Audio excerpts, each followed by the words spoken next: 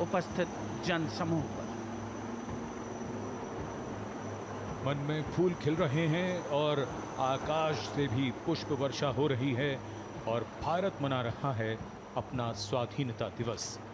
उत्सुकता बढ़ती हुई उस अवसर के लिए जिसकी प्रतीक्षा वर्ष भर रहती है। As freedom reigns supreme, well, so does the rain and so do the flowers. National Flag Guard marching off, away. They'll come back towards the closure of the program.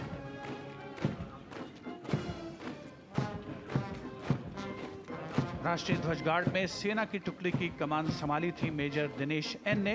नौसेना की टुकड़ी की कमान संभाल रहे थे लेफ्टिनेंट कमांडर सचिन धनखड़ और वायुसेना की टुकड़ी की कमान संभाली स्क्वाड्रन लीडर सीएच श्रवण देवैया ने।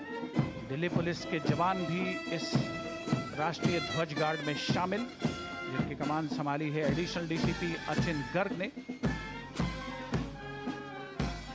इंटर सर्विसेज गार्ड में इस बार समन्वय का दायित्व नौसेना को सौंपा गया था, जिसका नेतृत्व कर रहे थे कमांडर विनय दुबे।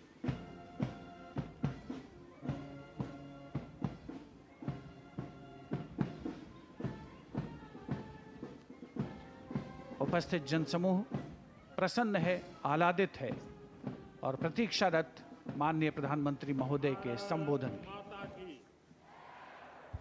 भारत माता की, भारत माता की।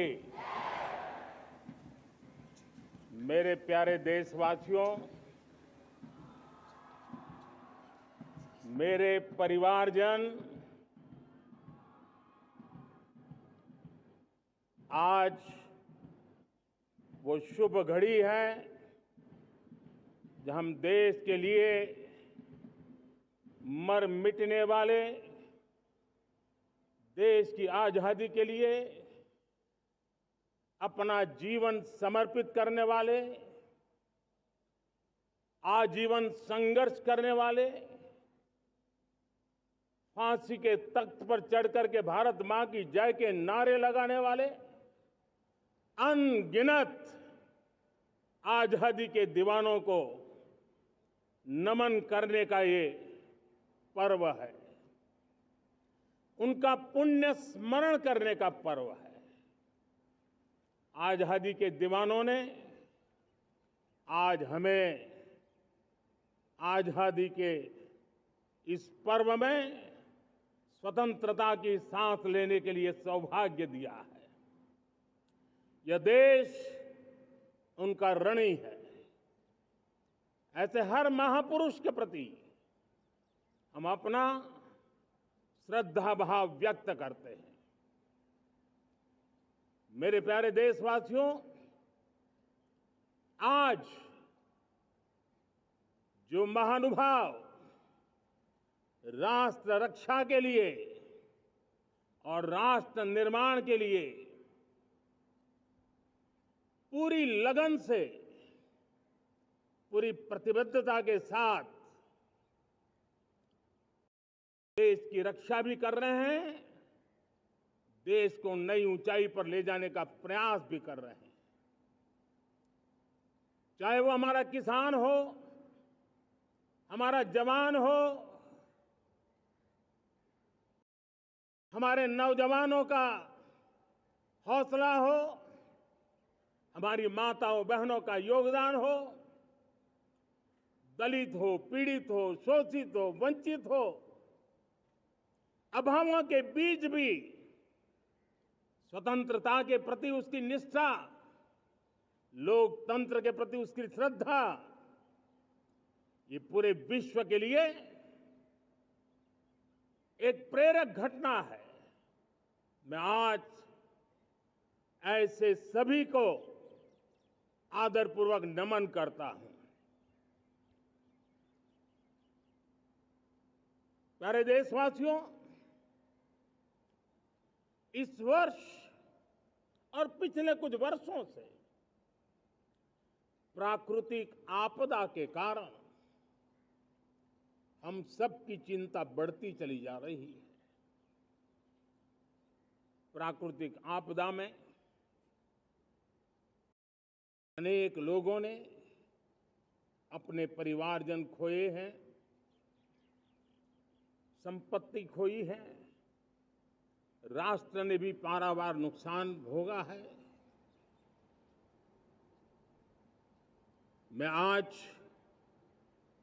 उन सब के प्रति अपनी संवेदना व्यक्त करता हूं और मैं उन्हें विश्वास दिलाता हूं कि यह देश इस संकट की घड़ी में उन सब के साथ खड़ा है।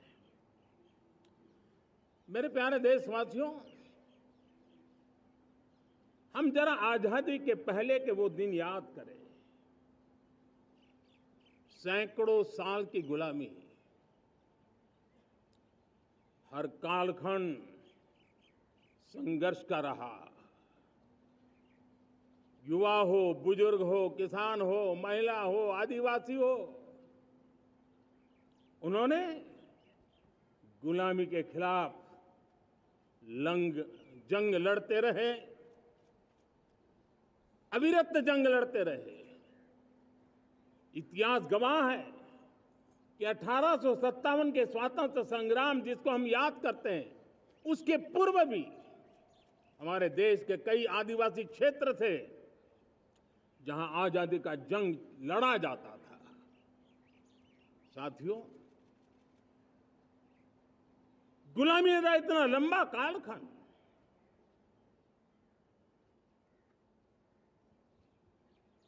जुल्मी शासक,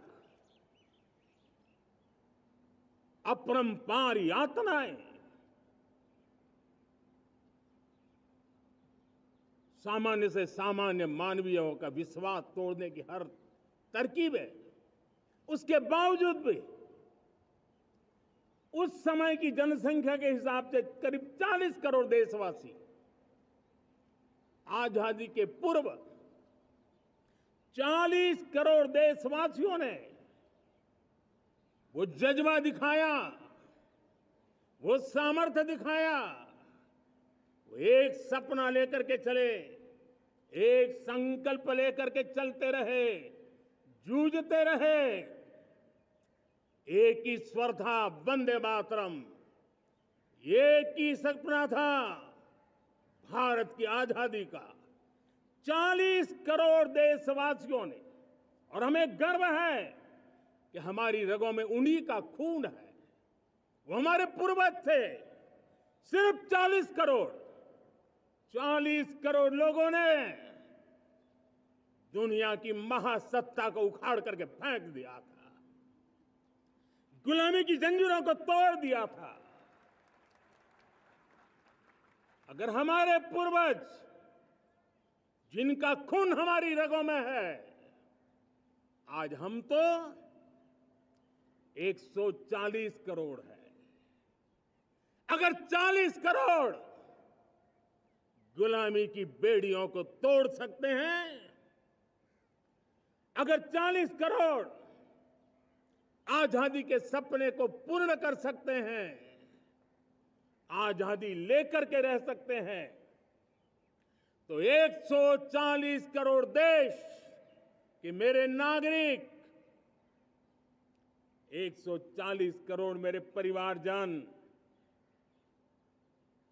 अगर संकल्प लेकर के चल पड़ते हैं, एक दिशा निर्धारित करके चल पड़ते हैं, कदम से कदम मिलाकर, कंधे से कंधा मिलाकर अगर चल पड़ते हैं, तो चुनौतियां कितनी भी क्यों ना हो, अभाव की मात्रा कितनी ही तीव्र क्यों ना हो, संसाधनों के लिए जूझने की नौबत हो तो भी हर चुनौती को पार करते हुए हम समृद्ध भारत बना सकते हैं। हम 2047 विकसित भारत का लक्ष्य प्राप्त कर सकते हैं। अगर 40 करोड़ देशवासी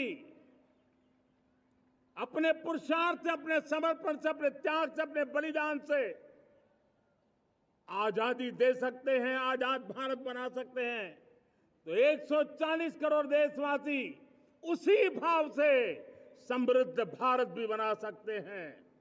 साथियों, वो एक समय था जब लोग देश के लिए मरने के लिए प्रतिबद्ध थे और आजादी मिली थी। आज ये समय है देश के लिए जीने की प्रतिबद्धता का। अगर देश के लिए मरने की प्रतिबद्धता आजादी दिला सकती है, तो देश के लिए जीने की प्रतिबद्धता समृद्ध भारत भी बना सकती है।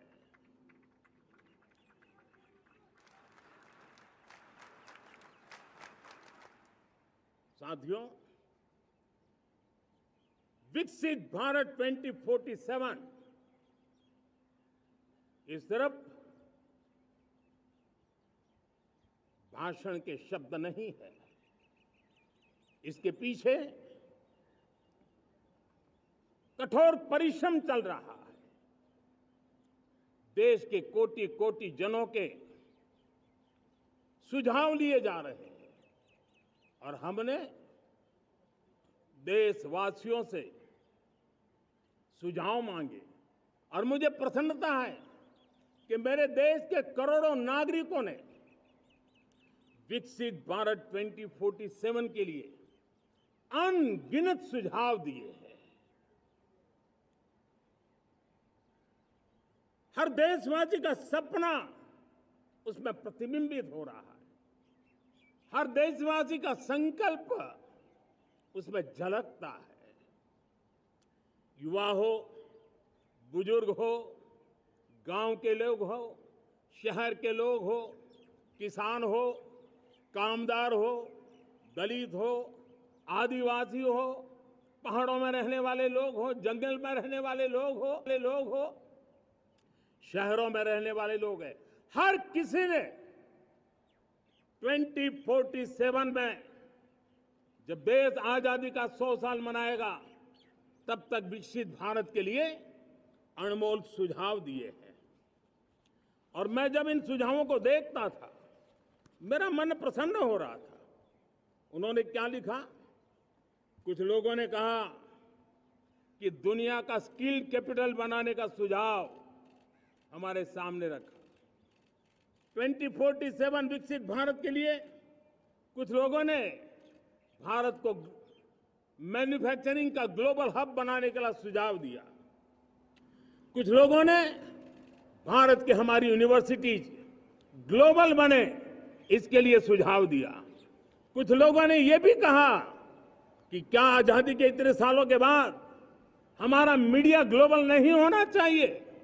कुछ लोगों ने यह भी कहा कि हमारा स्किल्ड युवा विश्व की पहली पसंद बनना चाहिए।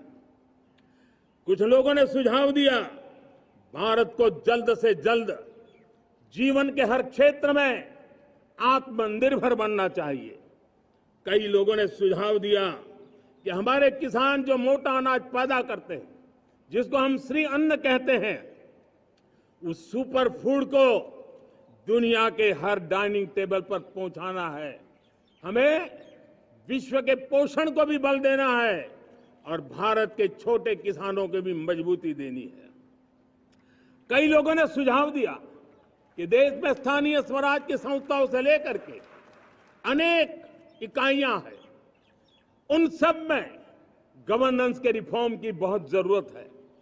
कई लोगों ने लिखा कि न्याय के अंदर जो विलंब हो रहा है, उसके प्रति चिंता जाहिर की और ये भी कहा कि हमारे देश में न्याय व्यवस्था में रिफॉर्म की बहुत बड़ी जरूरत है। कई लोगों ने लिखा कि कई ग्रीनफील्ड सिटीज बनाने की अब समय की मांग है। किसी ने बढ़ती हुई प्राकृतिक आपदाओं के बीच शासन प्रशासन में कैपेसिटी बिल्डिंग के लिए एक अभियान चलाने का सुझाव दिया। बहुत सारे लोगों ने यह सपना भी देखा है कि अंतरिक्ष में भारत का स्पेस स्टेशन जल्द से जल्द बनना चाहिए। किसी ने कहा भारत की जो पारंपरिक ट्रेडिशनल मेडिसिन है, हमारी औषधि है, दुनिया जब आज होलिस्टिक हेल्थ केयर की तरफ जा रही है, तब हमें भारत की पारंपरिक औषधियां और वेलनेस हब के रूप में भारत को विकसित करना चाहिए। कोई कहते हैं कि अब देर नहीं होनी चाहिए, भारत जल्द से जल्द दुनिया की तीसरी सबसे बड़ी इकोनॉमी बनना चाहिए। साथियों, मैं इसलिए पढ़ रहा था कि मेरे देशवासियों ने सुझाव दिए, मेरे देश के सामान्य नागरिक ने ये सुझाव हमें दिए हैं। मैं समझता हूं, जब देशवासियों की इतनी विशाल सोच हो, देशवासियों के इतने बड़े सपने हो, देशवासियों की इन बातों में जब संकल्प झलकते हो, तब हमारे भीतर एक नया संकल्प दृढ़ बन जाता है, हमारे मन में आत्मविश्वास नई ऊंचाई पर पहुंच जाता है। और साथियों, देशवासियों का ये भरोसा सिर्फ कोई इंटेलेक्चुअल डिबेट नहीं है, ये भरोसा अनुभव से निकला हुआ है। ये विश्वास लंबे कालखंड के परिश्रम की पैदावार है। और इसलिए देश का सामान्य मानव याद करता है, जब लाल किले से कहा जाता है कि हिंदुस्तान के 18,000 गांवों में समय सीमा में बिजली पहुंचाएंगे और वो काम हो जाता है, तब भरोसा मजबूत हो जाता है। जब ये तय होता है कि आजादी के इतने सालों के बाद भी 2.5 करोड़ परिवार ऐसे हैं जहां बिजली नहीं है, वो अंधेरे में जिंदगी गुजारते हैं, 2.5 करोड़ घरों में बिजली पहुंच जाती है, तब सामान्य मानवीय का भरोसा बढ़ जाता है। जब लाल किले से स्वच्छ भारत की बात कही जाए, तब इस देश के अग्रिम हरोड़ पंक्ति में बैठे हुए लोग हो, गांव के लोग हो, गरीब बस्ती में रहने वाले लोग हो, छोटे छोटे बच्चे हो, हर परिवार के अंदर स्वच्छता का वातावरण बन जाए, स्वच्छता की चर्चा हो, स्वच्छता के संदर्भ में एक दूसरे को रोक टोकने का निरंतर प्रयास चलता रहे। मैं समझता हूं कि ये भारत के अंदर आई हुई नई चेतना का प्रतिबिंब है। जब देश के सामने लाल किले से कहा जाए कि आज हमारे परिवारों में 3 करोड़ परिवार ऐसे हैं जिनके घर में नल से जल मिलता है, आवश्यक है हमारे इन परिवारों को पीने का शुद्ध पानी पहुंचे। जल जीवन मिशन के तहत इतने कम समय में नए 12 करोड़ परिवारों को जल जीवन मिशन के तहत नल से जल पहुंच रहा है। आज 15 करोड़ परिवार इसके लाभार्थी बन चुके हैं। हमारे कौन लोग वंचित थे इन व्यवस्थाओं से, कौन पीछे रह गए थे? समाज के अग्रिम पंक्ति के लोग इसके लिए अभाव में नहीं जीते थे। मेरे दलित, मेरे पीड़ित, मेरे शोषित, मेरे आदिवासी भाई बहन, मेरे गरीब भाई बहन, मेरे झुग्गी झोपड़ी में जिंदगी गुजारने वाले लोग, वही तो इन चीजों के अभाव में जी रहे थे।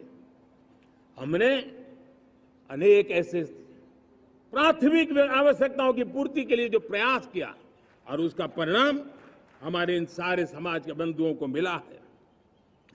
हमने वोकल फॉर लोकल का मंत्र दिया। आज मुझे खुशी है कि वोकल फॉर लोकल ने अर्थतंत्र के लिए एक नया मंत्र बन गया है। हर डिस्ट्रिक्ट अपनी पैदावार के लिए गर्व करने लगा है। 1 डिस्ट्रिक्ट 1 प्रोडक्ट का माहौल बना है। अब 1 डिस्ट्रिक्ट 1 प्रोडक्ट को 1 डिस्ट्रिक्ट का 1 प्रोडक्ट एक्सपोर्ट कैसे हो, उस दिशा में हर जिले सोचने लगे हैं। रिन्यूएबल एनर्जी का संकल्प लिया था। G20 समूह के देशों ने जितना किया है उससे ज्यादा भारत ने किया है। और भारत ने ऊर्जा के क्षेत्र में आत्मनिर्भर बनने के लिए, ग्लोबल वार्मिंग की चिंताओं से मुक्ति पाने के लिए हमने काम किया है। साथियों, देश गर्व करता है आज जब फिनटेक की सफलता को लेकर पूरा विश्व भारत से कुछ सीखना समझना चाहता है, तब हमारा गर्व और बढ़ जाता है। साथियों, हम कैसे भूल सकते हैं कोरोना के वो संकट काल। विश्व में सबसे तेज गति से करोड़ों लोगों को वैक्सीनेशन का काम हमारे इसी देशों में हुआ। यही देश हैं जो कभी आतताई आतंकवादी हमें आकर के मार के चले जाते थे। जब देश की सेना सर्जिकल स्ट्राइक करती है, जब देश की सेना एयर स्ट्राइक करती है तो देश के नौजवानों का सीना ऊंचा हो जाता है, तन जाता है, गर्व से भर जाता है। और यही बातें हैं जो आज 140 करोड़ देशवासियों का मन गर्व से भरा हुआ है, आत्मविश्वास से भरा हुआ है। साथियों, इन सारी बातों के लिए एक सुविचारित प्रयास हुआ है। रिफॉर्म की परंपरा को सामर्थ्य दिया गया है, नक्कर तरीकों के, नक्कर लक्ष्य को लेकर के। और जब राजनीतिक नेतृत्व की संकल्प शक्ति हो, दृढ़ विश्वास हो, जब सरकारी मशीनरी उसको लागू करने के लिए समर्पण भाव से जुट जाती है, और जब देश के हर नागरिक उस सपने को पूरा करने के लिए, जन भागीदारी करने के लिए, जन आंदोलन बनाने के लिए आगे आता है, तब हमें निश्चित परिणाम मिलता ही रहता है। मेरे प्यारे देशवासियों, हम ये न भूलें कि देश उस परिस्थितियों से भी दशकों तक भी आजादी के बाद समय बिताया है, जब होती है, चलती है, अरे यार ये तो चलेगा, अरे हमें क्या मेहनत करने की जरूरत है, अरे मामला है अगली पीढ़ी दिखेगी, अरे हमको मौका मिला है यार, मौज कर लो, आगे वाला आगे का जाने, हमें क्या कर रहा है, हम अपना समय निकाल दें। अरे नया करने जाओगे कोई बवाल उठ जाए, पता नहीं क्यों देश में स्टेटस को का माहौल बन गया था। जो है उसी से गुजारा कर लो, यही का माहौल बन गया था। और लोग तो कहते हैं अरे भाई छोड़ो, अब कुछ होने वाला नहीं है, चलो, ऐसा ही मन बन गया था। हमें इस मानसिकता को तोड़ना था, हमें विश्वास से भरना था, और हमने उस दिशा में प्रयास किया। कई लोग तो कहते थे अरे भाई अगली पीढ़ी के लिए काम हम अभी से क्यों करें, हम तो आज का देखें। लेकिन देश का सामान्य नागरिक ये नहीं चाहता, वो बदलाव के इंतजार में था, वो बदलाव चाहता था, उसकी ललक थी, लेकिन उसके सपनों को किसी ने तवज्जो नहीं दी, उसकी आशा आकांक्षाओं को, अपेक्षाओं को तवज्जो नहीं दी गई, और उसके कारण वो मुसीबतों को झेलते हुए गुजारा करता रहा, वो रिफॉर्म्स का इंतजार करता रहा। हमें जिम्मेदारी दी गई और हमने बड़े रिफॉर्म्स जमीन पर उतारे।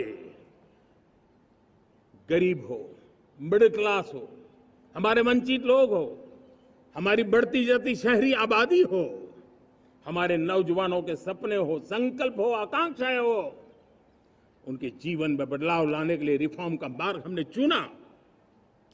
और मैं देशवासियों को विश्वास दिलाना चाहता हूं, रिफॉर्म के प्रति हमारी जो प्रतिबद्धता है वो पिंक पेपर के एडिटोरियल के लिए सीमित नहीं है।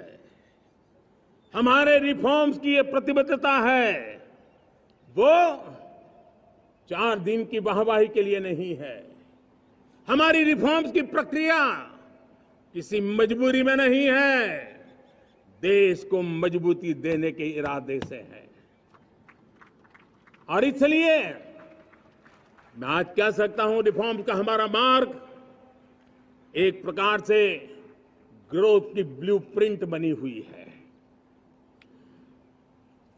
ये हमारा रिफॉर्म, ये ग्रोथ, ये बदलाव, ये सिर्फ डिबेट क्लब के लिए, इंटेलेक्चुअल सोसाइटी के लिए, एक्सपर्ट लोगों के लिए सिर्फ चर्चा का विषय नहीं है।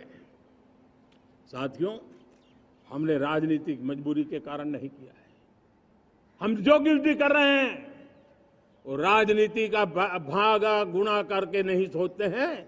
हमारा एक ही संकल्प होता है, नेशन फर्स्ट, नेशन फर्स्ट, राष्ट्रहित सुप्रीम, ये मेरा भारत महान बने, इसी संकल्प को लेकर के हम कदम उठाते हैं। साथियों, जब रिफॉर्म की बात आती है, एक लंबा परिवेश है। अगर मैं उसकी चर्चा में चला जाऊंगा तो शायद घंटों निकल जाएंगे, लेकिन मैं एक छोटा सा उदाहरण देना चाहता हूं। बैंकिंग क्षेत्र में जो रिफॉर्म हुआ, आप सोचिए बैंकिंग क्षेत्र का क्या हाल था। न विकास होता था, न विस्तार होता था, न विश्वास बढ़ता था। इतना ही नहीं, जिस प्रकार की कारनामे चले उसके कारण हमारे बैंक संकटों से गुजर रहे थे। हमने बैंकिंग सेक्टर को मजबूत बनाने के लिए अनेकविध रिफॉर्म्स किए और आज उसका कारण हमारी बैंक विश्व में जो इन्हीं गुनी मजबूत बैंकें हैं उसमें भारतीय बैंकों ने अपना स्थान बनाया है। और जब बैंक मजबूत होती है ना तब फॉर्मल इकोनॉमी की ताकत भी बढ़ती है। जब बैंक की व्यवस्था बन जाती है तब सामान्य खास करके मध्यम वर्ग के परिवार की जो रिक्वायरमेंट होती है उसको पूरा करने की सबसे बड़ी ताकत बैंकिंग सेक्टर में होती है।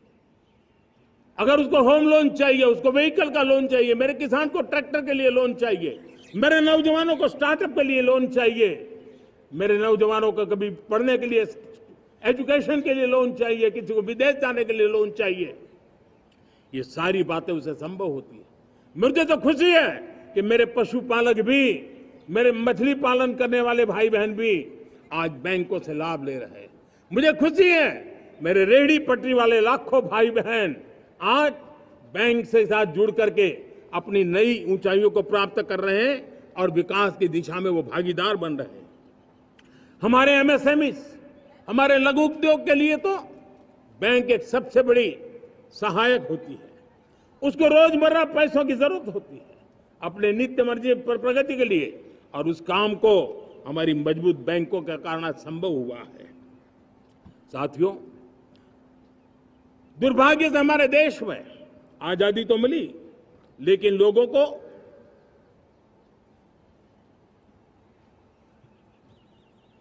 एक प्रकार से माई बाप कल्चर से गुजरना पड़ा।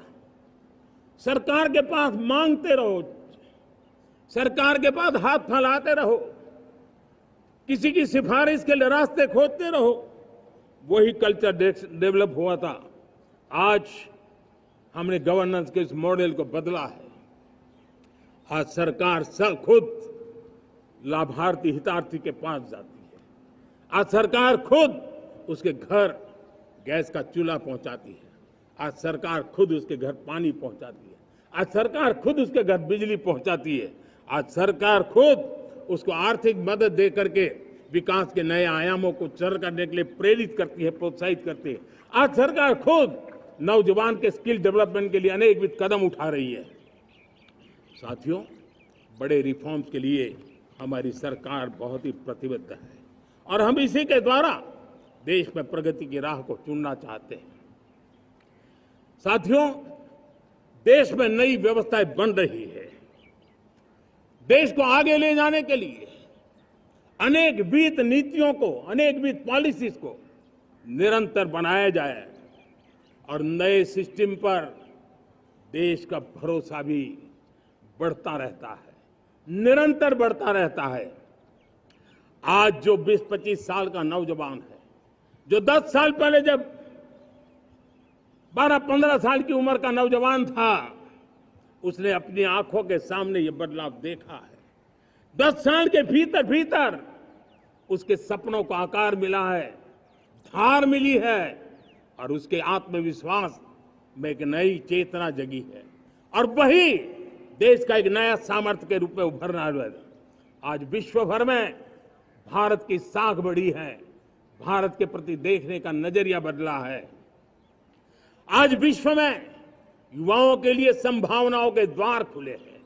रोजगार के अनगिनत नए अवसर जो शायद आजादी के इतने सालों के बाद भी नहीं आए थे, वो आज उनके दरवाजे पर दस्तक दे रहे हैं।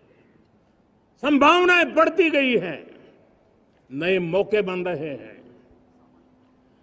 मेरे देश के युवाओं को अब धीरे धीरे चलने का इरादा नहीं है। मेरा देश का नौजवान इंक्रीमेंटल प्रगति में विश्वास नहीं करता। मेरा देश का नौजवान छलांग मारने के मूड में है।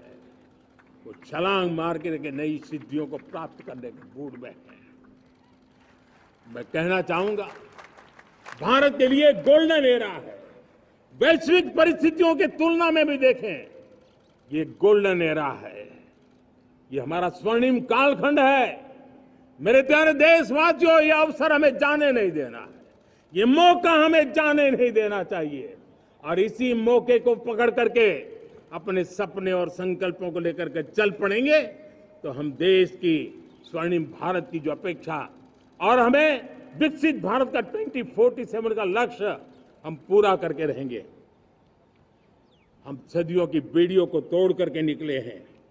आज टूरिज्म का क्षेत्र हो, एमएसएमई का क्षेत्र हो, एजुकेशन हो, हेल्थ सेक्टर हो, ट्रांसपोर्ट सेक्टर हो, खेती और किसानी का सेक्टर हो, हर सेक्टर में एक नया आधुनिक सिस्टम बन रहा है। हम विश्व की बेस्ट प्रैक्टिसेस को भी आगे देख रखते हुए हम हमारे देश की परिस्थितियों के अनुसार आगे बढ़ना चाहते हैं।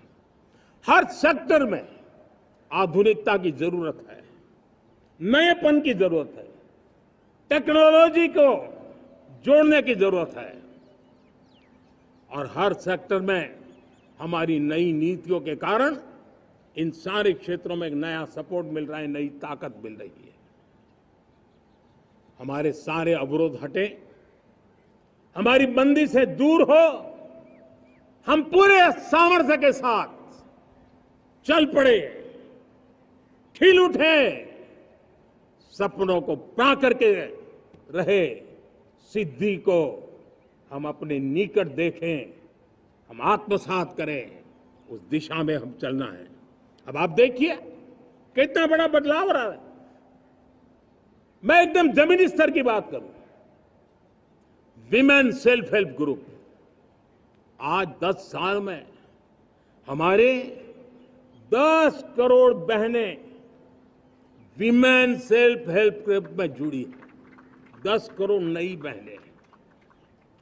हमें गर्व हो रहा है कि हमारे सामान्य परिवार की, गांव की 10 करोड़ महिलाएं आर्थिक रूप से आत्मनिर्भर बन रही हैं। और जब महिला आर्थिक रूप से आत्मनिर्भर बनती हैं, तब परिवार की निर्णय प्रक्रिया की हिस्सेदार बनती हैं, एक बहुत बड़ी सामाजिक परिवर्तन की गारंटी लेकर के आती है। मुझे गर्व है इस बात पर, लेकिन साथ साथ मुझे गर्व इस बात का भी है कि हमारे सीईओ आज दुनिया भर के अंदर अपनी धाक जमा रहे हैं। भारत के हमारे सीईओ विश्व भर में अपनी धाक जमा रहे हैं। हमारे लिए खुशी की बात है कि एक तरफ मेरे सीईओ दुनिया भर में नाम कमा रहे हैं, भारत का नाम बढ़ा रहे हैं, तो दूसरी तरफ विमेन सेल्फ हेल्प ग्रुप से 1 करोड़ मेरी सामान्य परिवार की माताएं बहनें लखपति दीदी बनती है। मेरे लिए ये भी उतना ही गर्व की बात है। अब हमने सेल्फ हेल्प ग्रुप को 10 लाख रुपए से 20 लाख रुपए देने का निर्णय किया है। अब तक 9 लाख करोड़ रुपए बैंकों के माध्यम से हमारे इन विमेन सेल्फ हेल्प ग्रुप को मिले हैं और जिसकी मदद से वो अपने अनेकविध कामों को बढ़ावा रहे हैं। मेरे साथियों, मेरे नौजवान इस तरफ ध्यान दें। स्पेस सेक्टर एक फ्यूचर है हमारे साथ जुड़ा हुआ, एक महत्वपूर्ण पहलू है। हम उस पर भी बल दे रहे हैं। हमने स्पेस सेक्टर में बहुत रिफॉर्म किए हैं। जिन बंधनों में हमने स्पेस सेक्टर को बांध के रखा था, उसे हमने खोल दिया है। आज सैकड़ों स्टार्टअप्स स्पेस के सेक्टर में आ रहे हैं। वाइब्रेंट बनता जाता हमारा स्पेस सेक्टर भारत को एक शक्तिशाली राष्ट्र बनाने का एक महत्वपूर्ण अंग है और हम इसको दूर की सोच के साथ मजबूती दे रहे हैं। आज private satellite, private rocket launch हो रहे हैं। ये गर्व की बात है। आज मैं कह सकता हूं, जब नीति सही होती है, नियत सही होती है और पूर्ण समर्पण से राष्ट्र का कल्याण यही मंत्र होता है, तो निश्चित परिणाम हम प्राप्त करके रहते हैं। मेरे प्यारे देशवासियों, आज देश में नए अवसर बने, तब मैं कह सकता हूं 2 चीजें और हुई जिसने विकास को एक गति दी है, विकास को एक नई छलांग दी है। और ये है, पहला है आधुनिक इंफ्रास्ट्रक्चर का निर्माण। हमने इंफ्रास्ट्रक्चर को आधुनिक बनाने की दिशा में बहुत बड़े कदम उठाए हैं और दूसरी तरफ सामान्य मानव के जीवन में जो बाधाएं हैं, ईज ऑफ लिविंग का हमारा जो सपना है, उस पर भी हमने उतना ही बल दिया है। पिछले एक दशक में अभूतपूर्व इंफ्रास्ट्रक्चर का विकास हुआ है। रेल हो, रोड हो, एयरपोर्ट हो, पोर्ट हो, ब्रॉडबैंड कनेक्टिविटी हो, गांव गांव नए स्कूल बनाने की बात हो, जंगलों में स्कूल बनाने की बात हो, दूर सुदूर इलाकों में अस्पताल बनाने की बात हो, आरोग्य मंदिर बनाने की बात हो, मेडिकल कॉलेजों का काम हो, आयुष्मान आरोग्य मंदिरों का निर्माण चलता हो, 60,000 से ज्यादा अमृत सरोवर बने हो, 2 लाख पंचायतों तक ऑप्टिकल फाइबर नेटवर्क पहुंचा हो, नहरों का एक बहुत बड़ा जाल बिछाया जा रहा हो, 4 करोड़ पक्के घर बनना, गरीबों को एक नया आश्रय मिलना, 3 करोड़ नए घर बनाने के संकल्प के साथ आगे बढ़ने की हमारी कोशिश हो।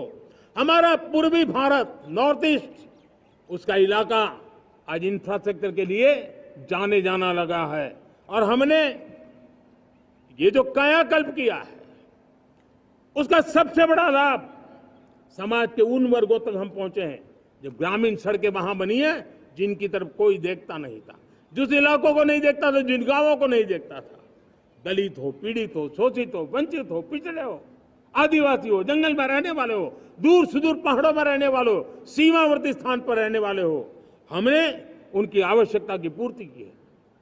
हमारे मछुआरे भाई बहनों की आवश्यकताओं को पूरा करना, हमारे पशुपालकों के जीवन को बदलना, एक प्रकार से सर्वांगीण विकास का प्रयास हमारी नीतियों में रहा, हमारी नीयत में रहा है, हमारे रिफॉर्म में रहा है, हमारे कार्यक्रमों में रहा है, हमारी कार्यशैली में रहा है। और उस सबसे बड़ा लाभ मेरे युवाओं को होता है। उनको नए नए अवसर मिलते हैं, नए नए क्षेत्र में कदम रखने का उसके लिए संभावनाएं बन जाती है और वही तो सबसे ज्यादा रोजगार दे रहा है और सबसे ज्यादा रोजगार प्राप्त करने का अवसर इन्हीं समय में उनको मिला है।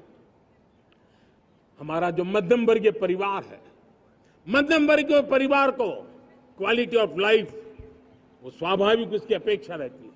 वो देश के लिए बहुत देता है, तो देश का भी दायित्व है कि उसकी जो क्वालिटी ऑफ लाइफ पे जो उसकी अपेक्षाएं हैं, सरकार की कठिनाइयों से मुक्ति की उसकी जो अपेक्षाएं हैं, उसको पूर्ण करने के लिए हम निरंतर प्रयास करते हैं। और मैंने तो सपना देखा है कि 2047 जब विकसित भारत का सपना होगा तो उसकी एक इकाई ये भी होगी कि सामान्य मानव के जीवन में सरकार की दखलें कम हो, जहां सरकार की जरूरत हो वहां अभाव न हो और जहां सरकार की बेकारण प्रभाव भी न हो, इस प्रकार की व्यवस्था पर हम प्रतिबद्ध हैं।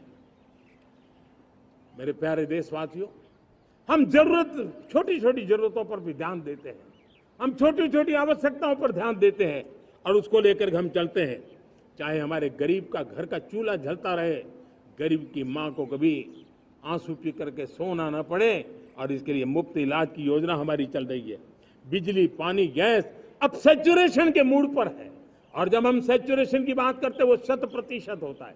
जब सैचुरेशन होता है तो उसको जातिवाद का रंग नहीं लगता है, जब सैचुरेशन होता है तो उसमें पांथिकता का रंग नहीं लगता है, जब सैचुरेशन का मंत्र होता है तब सच्चे अर्थ में सबका साथ सबका विकास का मंत्र साकार होता है। लोगों के जीवन में सरकार की दखल कम हो, उस दिशा में हमने हजारों कंप्लायंसेस के लिए सरकार सामान्य मानवी पर बोझ डालती थी, उन सारे कंप्लायंसेस को दूर किया। हमने देशवासियों के लिए 1,500 से ज्यादा कानूनों को खत्म कर दिया ताकि कानूनों की जंजाल के अंदर देशवासियों को फंसना न पड़े। हमने छोटी छोटी गलतियों के कारण ऐसे कानून बने थे उनको जेल में अंदर धकेल दिया जाए। हमने उन छोटे छोटे कारणों से जेल जाने के जो परंपराएं थी उन सारे कानूनों को नष्ट कर दिया और उसको कानूनों को जेल भेजने के प्रावधान को व्यवस्था से बाहर कर दिया है। आज हमने जो आजादी की विरासत के गर्व की बात हम जो करते हैं, सदियों से हमारे पास जो क्रिमिनल लॉ थे, आज हमने उसको नए क्रिमिनल लॉ जिसको हमने न्याय संहिता के रूप में, और जिसके मूल में दंड नहीं पर नागरिक को न्याय, इस भाव को हमने प्रबल बनाया है। ईज ऑफ लिविंग बनाने के लिए देशव्यापी मिशन में काम करें। हर लेवल पर मैं सरकार के प्रतिनिधियों का आह्वान करता हूं। मैं जनप्रतिनिधि, वो किसी भी दल के क्यों न हो, किसी भी राज्य के क्यों न हो, सबसे आग्रह करता हूं कि हमने एक मिशन मोड में ईज ऑफ लिविंग के लिए कदम उठाने चाहिए। मैं हमारे युवाओं को, प्रोफेशनल्स को, सबको मैं कहना चाहता हूं, आप अपने स्थान पर जहां पर आपको छोटी छोटी दिक्कतें होती है, आप उसके सॉल्यूशन को लेकर के सरकार को चिट्ठी लिखते रहिए। सरकार को बताइए कि बिना कारण की कठिनाई आए उसको दूर करने से कोई नुकसान नहीं है। मैं पक्का मानता हूं आज सरकारें संवेदनशील है। हर सरकार, स्थानीय स्वराज की संस्था होगी या राज्य सरकार होगी या केंद्र सरकार होगी, उसको तवज्जो देगी। गवर्नेंस में रिफॉर्म्स, ये हमें विकसित भारत 2047 के सपने के लिए हमने उसको जोर लगा करके आगे बढ़ाना होगा, ताकि सामान्य मानवीय के जीवन में अवकाश ही अवकाश पैदा हो, रुकावटें खत्म ही खत्म होती चली जाए। नागरिकों का डिग्निटी ऑफ सिटीजन, नागरिकों के जीवन में सम्मान मिले। डिलीवरी के संबंध में कभी किसी को ये कहने की नौबत ना आया कि ये तो मेरा हक था कि मुझे मिला नहीं, उसको खोजना न पड़े। सरकार के गवर्नेंस में डिलीवरी सिस्टम को और मजबूती चाहिए। आप देखिए, देश में जब हम रिफॉर्म की बात करते हैं, आज देश में करीब करीब 3 लाख संस्थाएं काम कर रही है, चाहे पंचायत हो, नगर पंचायत हो, नगर पालिका हो, महानगर पालिका हो, यूटी हो, स्टेट हो, डिस्ट्रिक्ट हो, केंद्र, छोटी मोटी 3 लाख करीब करीब इकाइयां हैं। अगर ये हमारे 3 लाख इकाइयों को मैं आज आह्वान करता हूं कि अगर आप साल में अपने स्तर पर जिन चीजों की जरूरत है सामान्य मानव के लिए, 2 रिफॉर्म करें। ज्यादा नहीं कह रहा हूं मेरे साथियों, एक पंचायत हो, एक राज्य सरकार हो, कोई विभाग हो, सिर्फ 1 साल में 2 रिफॉर्म और उसको जमीन पर उतारें। आप देखिए, हम देखते ही देखते 1 साल में करीब करीब 25-30 लाख रिफॉर्म कर सकते हैं। जब 25-30 लाख रिफॉर्म हो जाए तब सामान्य मानवीय का विश्वास कितना बढ़ जाएगा, उसकी शक्ति राष्ट्र को नई ऊंचाई पर ले जाने में कितनी काम आएगी। और इसलिए हम अपने स्तर पर होती है चलती से मुक्ति पाकर के बदलावों के लिए आगे आए, हिम्मत के साथ आगे आए। और सामान्य मानवीय की जरूरत, छोटी छोटी जरूरत होती है, पंचायत लेवल पर भी वो मुसीबतें झेल रहा है, उन मुसीबतों से हम मुक्ति दिलाएं तो मुझे पक्का विश्वास है कि हम सपनों को पार कर सकते हैं। मेरे प्यारे देशवासियों, आज देश आकांक्षाओं से भरा हुआ है। हमारे देश का नौजवान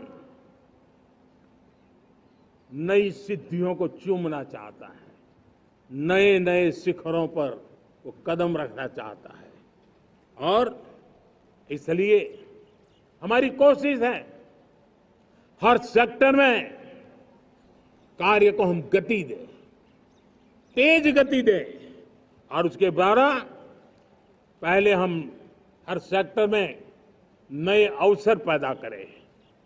दूसरा, ये बदलती हुई व्यवस्थाओं के लिए जो सपोर्टिव इंफ्रास्ट्रक्चर चाहिए, उन इंफ्रास्ट्रक्चर पर हम बदलाव के मजबूती देने की दिशा में काम करें। और तीसरी बात है, नागरिकों की मूलभूत सुविधाओं के विषय में हम प्राथमिकता दें, उसको बल दें। इन तीनों भारत में एक एस्पिरेशनल सोसाइटी का निर्माण किया है और उसके परिणाम स्वरूप आज समाज खुद एक विश्वास से भरा हुआ है। हमारे देशवासियों की आकांक्षा है, उनके एस्पिरेशंस, हमारे नौजवानों की ऊर्जा, हमारे देश के सामर्थ्य के साथ जोड़ करके हम आगे बढ़ने की एक ललक लेकर के चल रहे हैं। मुझे विश्वास है रोजगार और स्वरोजगार नए रिकॉर्ड के अवसर पर हम काम किया है। प्रति व्यक्ति आज आय दोगुनी करने में हम सफल हुए हैं। ग्लोबल ग्रोथ में भारत का योगदान बड़ा है। भारत का एक्सपोर्ट लगातार बढ़ रहा है। विदेशी मुद्रा भंडार लगातार बढ़ा हुआ है, पहले से 2 गुना पहुंचा है। ग्लोबल संस्थानों का भारत के प्रति भरोसा बढ़ा है। मुझे विश्वास है भारत की दिशा सही है, भारत की गति तेज है और भारत के सपनों में सामर्थ्य है, लेकिन इन सबके साथ संवेदनशीलता का हमारा मार्ग हमारे लिए ऊर्जा में एक नई चेतना भरता है। मम भाव हमारे कार्य की शैली है। समभाव भी चाहिए, मम भाव भी चाहिए, उसको लेकर के हम चल रहे हैं। साथियों, मैं जब कोरोना काल को याद करता हूं, कोरोना की वैश्विक महामारी के बीच सबसे तेजी से इकोनॉमी को बेहतर बनाने वाला कोई देश है तो वो देश भारत है। तब लगता है कि हमारी दिशा सही है। जब जात पात मत पंथ ऊपर उठकर हर घर तिरंगा फहराया जाता है, तब लगता है देश की दिशा सही है। आज पूरा देश तिरंगा है, हर घर तिरंगा है। न कोई जात है, न कोई पात है, न कोई ऊंच है, न कोई नीच है, सभी भारतीय है। यही तो हमारी दिशा की ताकत है। जब हम 25 करोड़ लोगों को गरीबी से बाहर निकालते हैं, तब हमारा विश्वास पक्का हो जाता है कि हमने गति को बराबर मेंटेन किया है और सपनों को साकार करना दूर नहीं है। जब 100 से अधिक आकांक्षी जिले अपने अपने राज्य के अच्छे जिलों की स्पर्धा कर रहे हैं, बराबरी करने लगे हैं, तो हमें लगता है कि हमारी दिशा और गति दोनों सामर्थ्यवान है। जब हमारे उन आदिवासी साथियों को वो मदद मिलती है, पीएम जनमन के द्वारा उनको जो योजनाएं पहुंची थी, आबादी बहुत छोटी है, लेकिन बहुत दूर सुदूर इलाकों में छुटपुट परिवार रहते हैं, हमने उनको खोज के निकाला है, उनके लिए चिंता की है। तब लगता है कि संवेदनशीलता से जब काम करते हैं तब संतोष कितना मिलता है। वर्किंग वुमेन के लिए पेड मैटरनिटी लीव 12 हफ्ते से बढ़ा करके 26 हफ्ते कर देते हैं। तब सिर्फ नारी का सम्मान ही करते इतना नहीं है, नारी के प्रति संवेदनशील भाव से निर्णय करते इतना नहीं, लेकिन उसके गोद में जो बच्चा पला है ना, उसको एक उत्तम नागरिक बनाने के लिए मां की जो जरूरत है उसमें सरकार रुकावट न बने, इस संवेदनशील भावना से उस निर्णय को हम करते हैं। जब मेरे दिव्यांग भाई बहन भारतीय साइन लैंग्वेज की बात हो या तो सुगम्य भारत का अभियान हो, उसको लगता है कि अब मेरी भी डिग्निटी है, मेरे प्रति देश के नागरिक सम्मान के भाव से देखता है। और पैरालंपिक में तो हमारे खिलाड़ी नई नई ताकत दिखाने लगे हैं। तब लगता है कि ये जो मेरा मम भाव है, हम सबका मम भाव है, उसकी ताकत नजर आती है। हमारे ट्रांसजेंडर समाज के प्रति हम जिस संवेदना के साथ निर्णय बना रहे हैं, हम नए नए कानून बना रहे हैं, उनको सम्मान का जीवन देने के लिए हम प्रयास कर रहे हैं, तब बदलाव की हमारी दिशा सही दिखता है। सेवा भाव से किए गए इन कामों का, जो त्रिविध मार्गों से हम चले हुए, इन कामों का एक सीधा सीधा लाभ आज उसके परिणाम के रूप में हमें नजर आ रहा है। 60 साल बाद लगातार तीसरी बार आपने हमें देश सेवा का मौका दिया है। मेरे 140 करोड़ देशवासी, आपने जो आशीर्वाद दिए हैं, उस आशीर्वाद में मेरे लिए एक ही संदेश है, जन जन की सेवा, हर परिवार की सेवा, हर क्षेत्र की सेवा, और सेवा भाव से समाज की शक्ति को साथ लेकर के विकास की नई ऊंचाइयों पर पहुंचना। 2047 विकसित भारत के सपने को लेकर के चलना, उसी एक संदेश को लेकर मैं आज लाल किले की प्राचीर से हमें आशीर्वाद देने के लिए मैं कोटि कोटि देशवासियों का सर झुका करके आभार व्यक्त करता हूं। मैं उनके प्रति नतमस्तक होता हूं और मैं उनको विश्वास दिलाता हूं कि हमें नई ऊंचाइयों को नए जोश के साथ आगे बढ़ना है। हमें सिर्फ जो हो गया है वो संतोष मान करके बैठने वाले हम लोग नहीं हैं, वो हमारे संस्कार में नहीं है। हम कुछ और करने के लिए, कुछ और आगे बढ़ने के लिए और कुछ और नई ऊंचाइयों को पार करने के लिए हम आगे बढ़ना चाहते हैं। विकास को, समृद्धि को, सपनों को साकार करने को, संकल्प को लिए जीवन खपाने को हम अपना स्वभाव बनाना चाहते हैं, देशवासियों का स्वभाव बनाना चाहते हैं। मेरे प्यारे देशवासियों, आज नई शिक्षा नीति बहुतेक मात्रा में कई राज्यों ने उसको अच्छा इनिशिएटिव लिए हैं और उसके कारण आज एक 21वीं सदी के अनुरूप हमारी शिक्षा व्यवस्था को जो हम बल देना चाहते हैं और विकसित भारत के सपने के लिए जिस प्रकार से मानव समूह तैयार करना चाहते हैं, नई शिक्षा नीति बहुत बड़ी भूमिका अदा है। मैं नहीं चाहता हूं कि मेरे देश के नौजवानों को अब विदेशों में पढ़ने के लिए मजबूर होना पड़े। मध्यम वर्गीय परिवार के लाखों करोड़ों रुपया बच्चों को विदेश पढ़ने के लिए भेजने में खर्च हो जाए। हम यहां ऐसी शिक्षा व्यवस्था का विकसित करना चाहते हैं कि मेरे देश के नौजवानों को विदेश जाना न पड़े, मेरे मध्यम वर्गीय परिवारों को लाखों करोड़ रुपया खर्च करना न पड़े। इतना ही नहीं, ऐसे संस्थान निर्माण हो ताकि विदेशों से लोग भारत के अंदर उनका मुंह मोड़े। अभी अभी हमने बिहार का हमारा गौरवप्रद इतिहास रहा है, नालंदा यूनिवर्सिटी का पुनर्निर्माण किया है।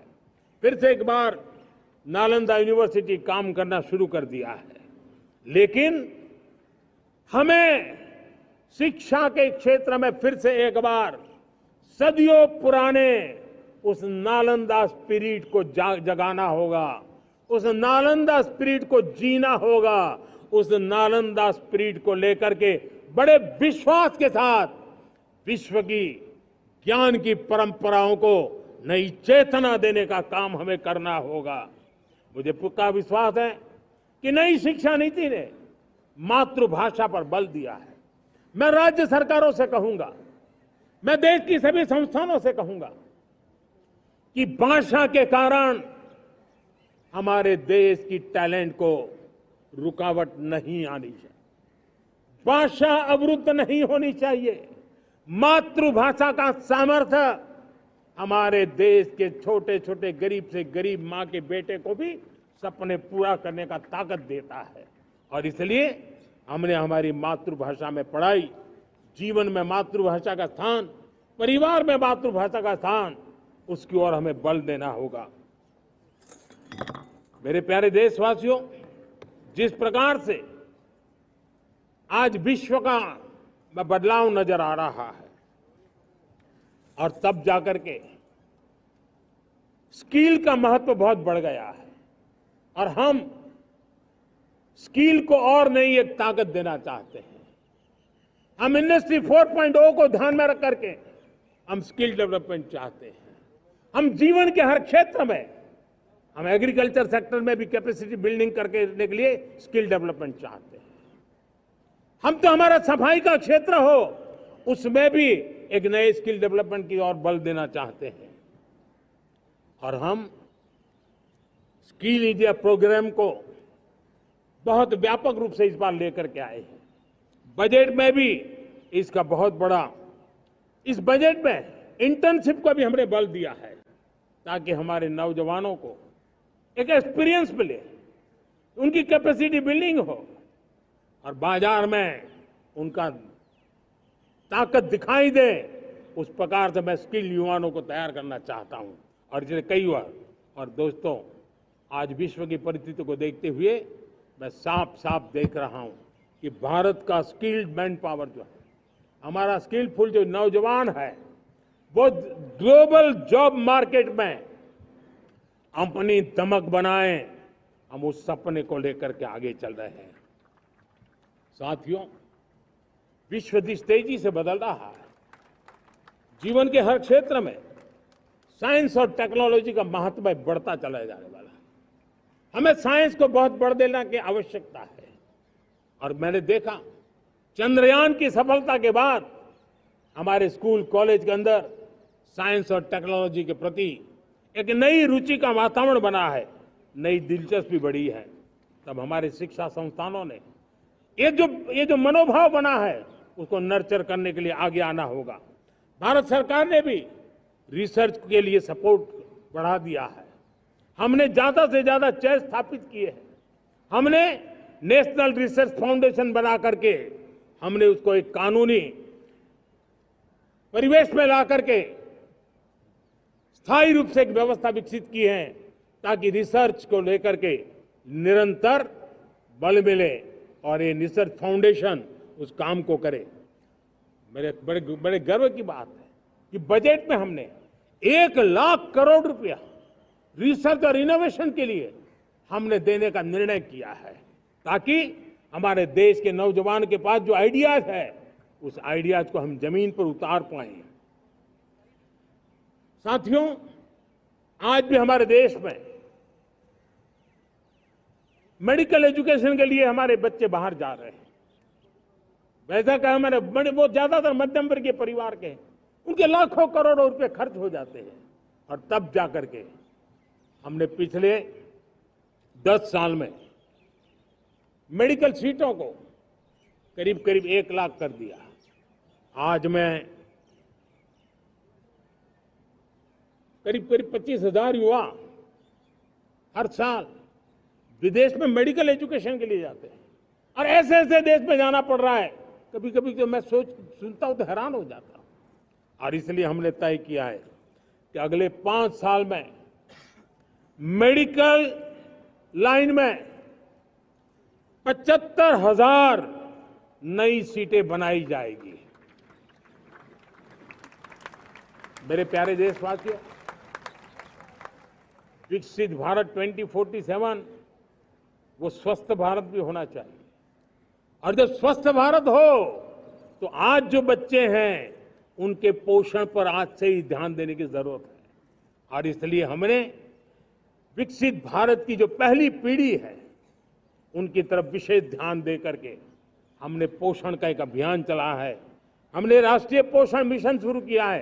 पोषण को हमने प्राथमिकता दी है। मेरे प्यारे देशवासियों, हमारी कृषि व्यवस्था को ट्रांसफॉर्म करना बहुत जरूरी है, समय की मांग है। हम सदियों से जिस परंपरा में दबे हुए हैं, जकड़े हुए हैं, उससे मुक्ति पानी होगी। और हमारे किसानों को उसके लिए हम मदद भी दे रहे हैं। हम उसको ट्रांसफॉर्म करने की दिशा में लगातार काम करते आए हैं। आज आसान ऋण दे रहे हैं किसानों को, टेक्नोलॉजी की मदद दे रहे हैं। किसान जो पैदावार करता है, उसको वैल्यू एडिशन के लिए हम काम कर रहे हैं। उसके लिए मार्केटिंग के लिए पूरा प्रबंध करते हैं, ताकि उसको एंड टू एंड हर जगह पे हैंड होल्डिंग की व्यवस्था हो। उस दिशा में हम काम कर रहे हैं। आज जब धरती माता के प्रति सारा विश्व चिंतित है, जिस प्रकार से उर्वरक के कारण हमारी धरती माता की शहद दिनों दिन बिगड़ता जा रही है, हमारी धरती माता की उत्पादकता क्षमता खत्म होती चली जा रही है, कम होती चली जा रही है। और उस समय मैं मेरे देश के लाखों किसानों का आभार व्यक्त करना चाहता हूं, जिन्होंने प्राकृतिक खेती का रास्ता चुना है और हमारी धरती माता की सेवा करने का भी उन्होंने बीड़ा उठाया है। और इस बार बजट में भी हमने प्राकृतिक खेती को बल देने के लिए बहुत बड़ी योजनाओं के साथ बहुत बड़ा बजट में प्रावधान किया है। मेरे प्यारे देशवासियों, आज दुनिया की स्थिति में देखता हूं, पूरा विश्व होलिस्टिक हेल्थ केयर की तरफ मुड़ रहा है। और तब उनको ऑर्गेनिक फूड ये उनकी प्रथम पसंद बनी है। आज विश्व के लिए ऑर्गेनिक फूड का अगर कोई फूड बास्केट बन सकता है, तो मेरे देश का किसान बना सकता है, मेरा देश बन सकता है। और इसलिए हम आने वाले दिनों में उस सपने को लेकर के आगे चलना चाहते हैं, ताकि ऑर्गेनिक फूड की जो विश्व की मांग है, उस ऑर्गेनिक फूड का बास्केट हमारा देश कैसे बने, किसानों का जीवन आसान बने, गांव में टॉप क्लास इंटरनेट कनेक्टिविटी मिले, किसानों को स्वास्थ्य सुविधाएं मिले, किसान के बच्चों को पढ़ने के लिए स्मार्ट स्कूल अवेलेबल हो, किसान के बच्चों को रोजगार उपलब्ध हो। छोटी छोटे खेती के टुकड़ों पर पूरा परिवार आज जीना बड़ा मुश्किल हो रहा है, तब उनके नौजवानों के लिए वो स्किल मिले, ताकि उनके नए रोजगार मिले, नए आय के साधन बने। इसका एक कॉम्प्रिहेंसिव प्रयास हम कर रहे हैं। बीते वर्षों में वुमेन लेड डेवलपमेंट मॉडल पर हमने काम किया है। इनोवेशन हो, एम्प्लॉयमेंट हो, एंटरप्रेन्योरशिप हो, हर सेक्टर में महिलाओं के कदम बढ़ते जा रहे हैं। महिलाएं सिर्फ भागीदारी बढ़ा रही है ऐसा नहीं, महिलाएं नेतृत्व दे रही है। आज अनेक क्षेत्रों में, आज हमारे रक्षा क्षेत्र में देखिए, हमारा एयरफोर्स हो, हमारी आर्मी हो, हमारी नेवी हो, हमारा स्पेस सेक्टर हो, आज हमारी महिलाओं का हम दमखम देख रहे हैं देश के लिए। लेकिन दूसरी तरफ कुछ चिंता की बातें भी आती हैं, और मैं आज लाल किले से फिर बार एक अपनी पीड़ा व्यक्त करना चाहता हूं। एक समाज के नाते हमें गंभीरता से सोचना होगा कि हमारी माताओं, बहनों, बेटियों के प्रति जो अत्याचार हो रहे हैं, उसके प्रति देश का आक्रोश है, जन सामान्य का आक्रोश है। इस आक्रोश को मैं महसूस कर रहा हूं। इसको देश को, समाज को, हमारी राज्य सरकारों को गंभीरता से लेना होगा। महिलाओं के विरुद्ध अपराधों की जल्द से जल्द जांच हो, राक्षसी कृत्य करने वालों को जल्द से जल्द कड़ी सजा हो, वो समाज में विश्वास पैदा करने के लिए जरूरी है। मैं ये भी बताना चाहूंगा कि जब बलात्कार की या महिलाओं पर अत्याचार की घटनाएं घटती हैं, तो उसकी बहुत चर्चा होती है, बहुत प्रचार होता है, मीडिया में छाया रहता है। लेकिन जब ऐसे राक्षसी मनोवृत्ति व्यक्ति को सजा होती है, तो वो खबरों में कहीं नजर नहीं आती है, कोने में कहीं पड़ा रहता है। अब समय की मांग है कि जिनको सजा होती है उसकी व्यापक चर्चा हो, ताकि ऐसा पाप करने वालों को भी डर पैदा हो कि ये पाप करने की हालत ये होती है कि फांसी पर लटकना पड़ता है। और मुझे लगता है कि ये डर पैदा करना बहुत जरूरी है। मेरे प्यारे देशवासियों, हमारे देश में ऐसी एक आदत बन गई थी स्वभाव से, हम देश को कम आंकना, देश के प्रति गौरव के भाव का अभाव होना, ये पता नहीं क्यों हमारे जहन में घुस गया था। और हम तो कभी कभी तो लेट आए तो कहते थे इंडियन टाइम, शर्म के साथ हम बोल देते थे। देश को इन चीजों से हमने बाहर लाने में सफलता पाई है। किसी जमाने में कहा जाता था, अरे खिलौने भी बाहर से आते थे, वो दिन देखे हमने। आज मैं गर्व से कह सकता हूं कि मेरे देश के खिलौने दुनिया के बाजार में अपनी धमक लेकर के पहुंच रहे हैं। खिलौने हमारे एक्सपोर्ट होने शुरू हुए। तो एक जमाना था हम मोबाइल फोन इंपोर्ट करते थे, आज मोबाइल फोन का मैन्युफैक्चरिंग का इकोसिस्टम बना है, एक बहुत बड़ा हब बना है, और आज हम मोबाइल फोन दुनिया में एक्सपोर्ट करने लगे हैं। ये भारत की ताकत है। साथियों, भविष्य के साथ सेमीकंडक्टर जुड़ा हुआ है, आधुनिक टेक्नोलॉजी जुड़ी हुई है, एआई जुड़ा हुआ है। हमने सेमीकंडक्टर मिशन पर काम शुरू किया है। हर उपकरण में मेड इन इंडिया चिप क्यों न हो, क्यों ये सपना मेरे देश का नौजवान देखे। टैलेंट यहाँ है, सारे इस प्रकार के रिसर्च काम हिंदुस्तान में होते हैं, तो अब प्रोडक्शन भी हिंदुस्तान में होगा, सेमीकंडक्टर का काम भी हिंदुस्तान में होगा, और हम एंड टू एंड सॉल्यूशन दुनिया को देने की ताकत रखते हैं, और हम उसको साथियों, एक जमाना हमने देखा है 2G के लिए हम कैसा संघर्ष करते थे। आज हर उपकरण में हम देख रहे हैं, हम तेजी से आगे बढ़े। और 5G जिस तेजी से पूरे देश में रोल आउट हुआ, हिंदुस्तान के करीब करीब सभी क्षेत्रों में 5G पहुंच गया। वो विश्व में तेज गति से 5G पहुंचाने में हम आगे रहे। और देश साथियों, मैंने कहा हम रुकने वाले नहीं हैं। 5G पे रुक जाना हमें मंजूर नहीं है। हम 6G पर अभी से मिशन मोड में काम कर रहे हैं और विश्व में हम उसमें भी अपनी धमक जमाएंगे, ये मैं विश्वास से कहता हूं। मेरे प्यारे साथियों, डिफेंस सेक्टर हमारी आदत हो गई थी। डिफेंस बजट कितना ही क्यों न हो, लेकिन कभी कोई सोचता नहीं था कि डिफेंस बजट बढ़ा तो जाता कहां है। डिफेंस बजट विदेशों से खरीदी में चला जाता था। अब हम चाहते हैं हम आत्मनिर्भर बने। और मैं हमारी डिफेंस फोर्सेस का हृदय से धन्यवाद करता हूं। उन्होंने हजारों ऐसी चीजें लिस्ट कर दी है। उन्होंने तय किया है कि हम विदेश से नहीं लाएंगे। राष्ट्र के लिए जीना क्या कहते हैं, ये हमारे सेना के जवानों ने दिखाया है। और उसके कारण डिफेंस के सेक्टर में हम आत्मनिर्भर होते चले जा रहे हैं। आज डिफेंस मैन्युफैक्चरिंग में भारत की पहचान बनी है।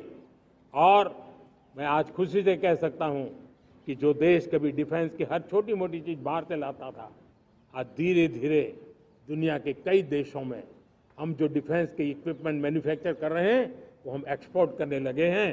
दुनिया में डिफेंस हब, मैन्युफैक्चरिंग हब के रूप में हम धीरे धीरे उभर रहे हैं। हम मैन्युफैक्चरिंग क्षेत्र को बढ़ावा देना चाहते हैं क्योंकि रोजगार के लिए सर्वाधिक आवश्यक है। आज PLI स्कीम को बहुत बड़ी सफलता मिली है। FDI रिफॉर्म्स, उसने भी हमें बहुत बड़ी ताकत दी है। MSMEs को बहुत बड़ा बल मिला है। नई व्यवस्थाएं विकसित हुई है और उसके कारण हमारा मैन्युफैक्चरिंग सेक्टर, हम दुनिया का एक मैन्युफैक्चरिंग हब बने। जिस देश के पास इतनी नौजवान शक्ति हो, जिस देश के अंदर ये सामर्थ्य हो, हम मैन्युफैक्चरिंग की दुनिया में भी इंडस्ट्री 4.0 में हम बहुत बड़ी ताकत के साथ आगे जाना चाहते हैं। और इसके लिए आवश्यक स्किल डेवलपमेंट, उस पर भी हमने बल दिया है। और स्किल डेवलपमेंट में भी हमने नए मॉडल तय किए हैं।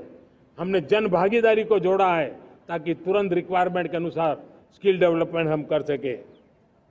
और मुझे विश्वास है, मैं लाल किले की प्राचीर से कह रहा हूं, वो दिन दूर नहीं होगा जो भारत इंडस्ट्रियल मैन्युफैक्चरिंग का हब होगा। दुनिया उसकी तरफ देखती होगी।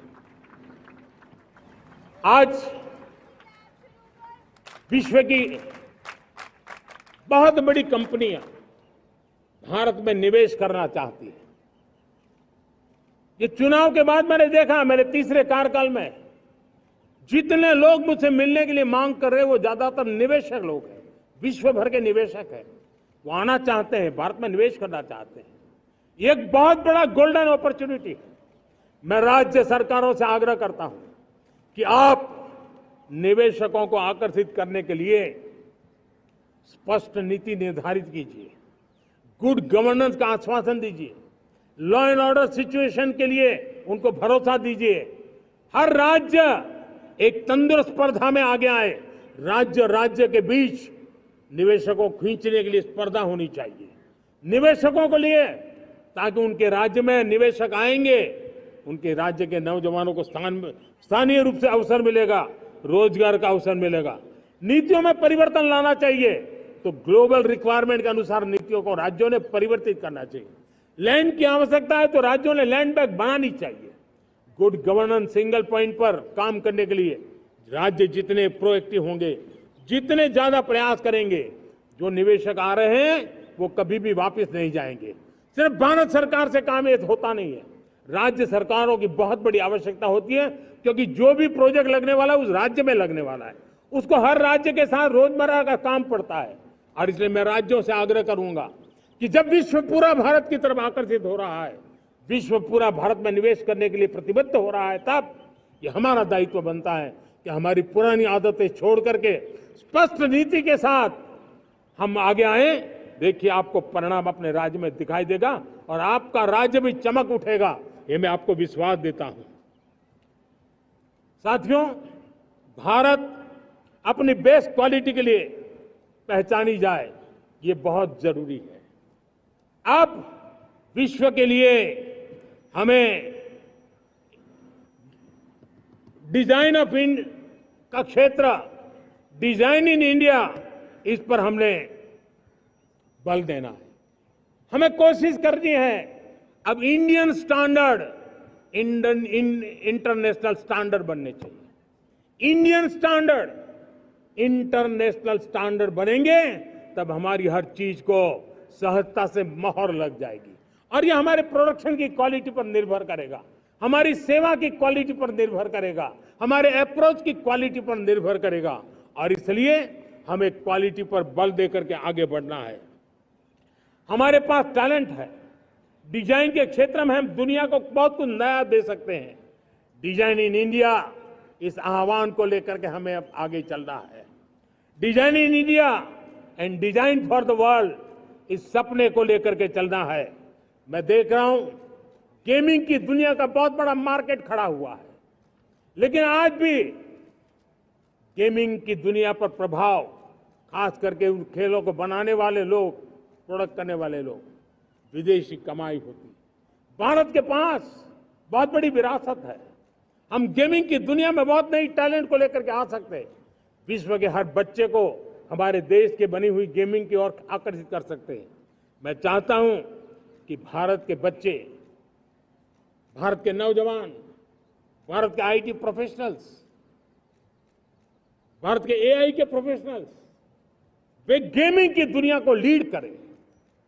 खेलने में नहीं, गेमिंग की दुनिया में हमारे प्रोडक्ट पूरे विश्व में पहुंचने चाहिए और पूरी दुनिया में हमारे एनिमेटर्स काम कर सकते हैं। एनिमेशन की दुनिया में हम अपनी दाग जमा सकते हैं, हम उस दिशा में काम करें। मेरे प्यारे देशवासियों, आज विश्व के अंदर ग्लोबल वार्मिंग, क्लाइमेट चेंज हर क्षेत्र में चिंता और चर्चा का विषय रहता है। भारत ने उस दिशा में काफी कदम उठाए हैं। हम विश्व को आश्वस्त करते रहे हैं और शब्दों से नहीं, अपने कार्यों से, प्राप्त परिणामों से हमने विश्व को आश्वस्त भी किया है और विश्व को आश्चर्यचकित भी किया है। हम ही हैं जिन्होंने सिंगल यूज प्लास्टिक पर प्रतिबंध लगाया है। हमने रिन्यूएबल एनर्जी पर विस्तार किया है, हमने रिन्यूएबल एनर्जी को एक नई ताकत दी है। आने वाले कुछ वर्षों में हम नेट जीरो फ्यूचर की ओर आगे बढ़ रहे हैं। मुझे याद है पेरिस अकॉर्ड में जिन देशों ने अपने लक्ष्य निर्धारित किए थे, आज मैं लाल किले की प्राचीर से मेरे देशवासियों की ताकत दुनिया को बताना चाहता हूं। G20 देश के समूह जो नहीं कर पाए, वो मेरे देश के नागरिकों ने करके दिखाया है, मेरे देशवासियों ने करके दिखाया है, हिंदुस्तान ने करके दिखाया है। पेरिस अकॉर्ड के अंदर जो टारगेट हमने तय किए थे, उन टारगेट को समय से पहले पूरा करने वाला G20 देशों के समूह में अगर कोई है तो एकमात्र मेरा हिंदुस्तान है, एकमात्र मेरा भारत है। और इसलिए गर्व होता है साथियों। रिन्यूएबल एनर्जी के टारगेट हमने पूरे कर, हम 2030 तक रिन्यूएबल एनर्जी को 500 गीगावाट तक ले जाने के लिए मकसद से काम कर। आप कल्पना कर सकते हैं कि कितना बड़ा लक्ष्य है। दुनिया के लोग सिर्फ 500 गीगावाट शब्द सुनते हैं ना, तो मेरी तरफ ऐसे ऐसे देखते हैं। लेकिन आज मैं विश्वास से कह रहा हूं देशवासियों को कि इस लक्ष्य को भी हम पूरा करके रहेंगे और ये मानव जाति की भी सेवा करेगा, हमारे भविष्य की भी सेवा करेगा, हमारे बच्चों के उज्जवल भविष्य की गारंटी बनेगा। हमने 2030 तक हमारी रेलवे को नेट जीरो एमिशन का लक्ष्य लेकर के हम चल रहे हैं। साथियों, पीएम सूर्य घर मुफ्त बिजली योजना उसको एक नई ताकत देने वाली है और ये बदलाव का फल मेरे देश के सामान्य परिवार को मिला, विशेष करके मेरे मध्यम वर्ग को मिलेगा जब उसका बिजली का बिल मुक्त हो जाएगा। इलेक्ट्रिक व्हीकल, उसकी मांग बढ़ती जा रही है। जब पीएम सूर्य घर योजना से वो बिजली उत्पादन करता है सूर्य से, तो उसका व्हीकल का प्रवास का खर्चा भी वो कम कर सकता है। साथियों, हम ग्रीन हाइड्रोजन मिशन लेकर के एक ग्लोबल हब बनना चाहते हैं। बहुत तेजी से नीतियां बनाई गई हैं, बहुत तेजी से उसका इम्प्लीमेंटेशन का काम हो रहा है और भारत ग्रीन हाइड्रोजन एक न्यू एनर्जी की दिशा में हम जाना चाहते हैं। और ये सारे जो प्रयास चल रहे हैं, क्लाइमेट की चिंता तो है ही है, ग्लोबल वार्मिंग की चिंता है, लेकिन इसके अंदर ग्रीन जॉब्स की बहुत बड़ी संभावना है और इसलिए आने वाले कालखंड में ग्रीन जॉब्स का महत्व बढ़ता है। तो उसको सबसे पहले कैप्चर करने के लिए मेरे देश के नौजवानों को अवसर देने के लिए और ग्रीन जॉब्स के लिए एक बहुत बड़ा क्षेत्र को बढ़ावा दे रहे हैं। मेरे प्यारे देशवासियों, आज हमारे साथ इस तिरंगे झंडे के नीचे वो नौजवान बैठे हैं जिन्होंने ओलंपिक की दुनिया में भारत का परचम लहराया। मैं मेरे देश के सभी एथलीट्स को, मेरे देश के सभी खिलाड़ियों को 140 करोड़ देशवासियों की तरफ से बधाई देता हूं और हम नए सपने, नए संकल्प, अत्यंतिक पुरुषार्थ के साथ नए लक्ष्यों को हासिल करने के लिए आगे बढ़ेंगे, ऐसा मैं विश्वास के साथ उनको शुभकामनाएं भी देता हूं। आने वाले कुछ दिनों में भारत के एक बहुत बड़ा दस्ता पैरालंपिक के लिए पेरिस जाने के लिए रवाना होगा। मैं मेरे सभी पैरालंपिक खिलाड़ियों को भी हृदय से बहुत बहुत शुभकामनाएं देता हूं। साथियों, भारत ने G20 को ऑर्गेनाइज किया, हिंदुस्तान के अनेक शहरों में ऑर्गेनाइज किया, 200 से ज्यादा इवेंट किए। पूरे विश्व में G20 का इतना बड़ा व्याप, इतना बड़ा कार्यक्रम कभी नहीं हुआ, इस बार हुआ। इसने एक बात सिद्ध कर दी है कि भारत में बड़े से बड़े कार्यक्रम ऑर्गेनाइज करने की ताकत है। भारत को किसी को भी हॉस्पिटैलिटी का सामर्थ्य भारत में सबसे ज्यादा है। अगर ये सिद्ध हो चुका है तो साथियों, हिंदुस्तान का सपना है कि 2036 में जो ओलंपिक होगा वो मेरे हिंदुस्तान की धरती पर हो। इसके लिए हम तैयारी कर रहे हैं, उसके लिए हम आगे बढ़ें। साथियों, समाज के आखिरी तबके के जो लोग हैं, ये हमारा सामाजिक दायित्व है। अगर कोई पीछे रह जाते हैं तो हमारी आगे बढ़ने की गति कम कर देता है और इसलिए हम आगे बढ़ना चाहते हैं तो भी सफलता तब मिलती है पीछे वाले को भी साथ साथ आगे ले आए। और इसलिए हम सबका दायित्व बनता है कि हमारे समाज में आज भी जो क्षेत्र पीछे रह गए हैं, जो समाज पीछे रह गए हैं, जो लोग पीछे रह गए हो, हमारे छोटे छोटे किसान हो, हमारे जंगलों में रहने वाले मेरे आदिवासी भाई बहन हो, हमारी माताएं बहनें हो, हमारे मजदूर हो, हमारे श्रमिक साथी हो, हमारे कामगार लोग हो, इन सबको हमें बराबरी में लाने के लिए, हमारे बराबर लाने के लिए भरपूर प्रयास करना है। लेकिन अब गति पकड़ गई है, अब लंबे दिन तक हमें वो करना नहीं पड़ेगा, बहुत जल्द वो हमारे पास पहुंच जाएंगे, हमारी बराबरी में आ जाएंगे, हमारी ताकत बहुत बढ़ जाएगी और बड़ी संवेदना के साथ हमें इस काम को करना है। और इसके लिए एक बहुत बड़ा अवसर आ रहा है। मैं मानता हूं संवेदनशीलता की दृष्टि से इससे बड़ा अवसर क्या हो सकता है। हमें पता है 1857 के स्वतंत्रता संग्राम के पहले भी अंग्रेजों के नाक को दम करने वाला हमारा देश का एक आदिवासी युवक था। 20-22 साल की उम्र में उसने अंग्रेजों के नाक को दम ला दिया था, जिसको आज भगवान बिरसा मुंडा के रूप में लोग पूजा करते हैं। भगवान बिरसा मुंडा की 150वीं जयंती आ रही है। ये हम सबके लिए प्रेरणा का कारण बने। समाज के प्रति छोटा सा छोटा व्यक्ति भी देश के लिए कैसी जज्बात रखता है, उससे बड़ी प्रेरणा भगवान बिरसा मुंडा से अधिक कौन हो सकता है। आइए हम भगवान बिरसा मुंडा की 150वीं जयंती जब मनाएं, संवेदनशीलता का हमारा व्याप बढ़े, समाज के प्रति हमारा ममभाव बने, हम समाज के हर व्यक्ति को, गरीबों को, दलित को, पिछड़ों को, आदिवासियों को, हर एक को हम अपने साथ लेकर के चले। इस संकल्प को लेकर के चलना है। मेरे प्यारे देशवासियों, हम संकल्प के साथ तो बढ़ तो रहे हैं, बहुत आगे बढ़ रहे हैं, लेकिन ये भी सच है कि कुछ लोग होते हैं जो प्रगति देख नहीं सकते। कुछ लोग होते हैं जो भारत का भला सोच नहीं सकते हैं। जब तक खुद का भला न हो तब तक उनको किसी का भला अच्छा नहीं लगता है। ऐसी विकृत मानसिकता से भरे हुए लोगों की कमी नहीं होती है। देश को ऐसे लोगों से बचना होगा। वे निराशा की गर्त में डूबे हुए लोग हैं। ऐसे मुट्ठी भर निराशा की गर्त में डूबे हुए लोग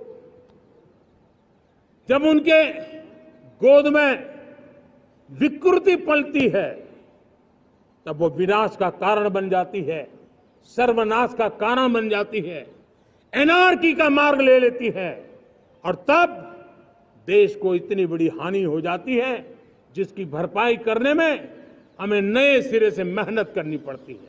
इसलिए ऐसे जो छुटपुट निराशावादी तत्व होते हैं वो सिर्फ निराशा इतना नहीं है, उनकी गोद में विकृति पल रही है।